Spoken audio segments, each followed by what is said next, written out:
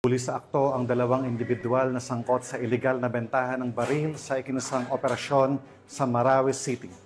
Ang nasabing operasyon ay bahagi ng pinaigting na kampanya ng Philippine National Police laban sa paglaganap ng loose firearms na maaaring magamit sa karahasan at terorismo, lalo na sa mga lugar na may kasaysayan ng kaguluhan.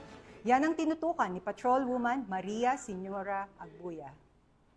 Sa isang entrapment operation ng Police Regional Office Bangsamoro Autonomous Region, ang dalawang individual na sangkot umano sa pagbebenta ng mga unlicensed firearms sa Marawi City nito lamang ika-8 ng Hulyo taong kasalukuyan.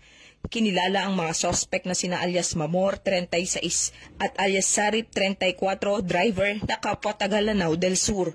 Nasamsam sa operasyon sa Barangay Mipaga ang dalawang M14 US rifles, dalawang caliber 5.56 rifles at iba pang ebidensya. Matagal nang minamanmanan ang galaw ng dalawa dahil sa pagkakasangkot umano sa black market ng armas.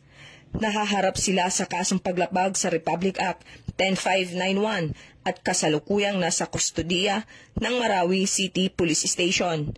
Ang matagumpay na operasyon ay bahagi ng pinaigting ng kampanya ng PNP kontra loose firearms na maaaring magdulot ng karahasan at terorismo.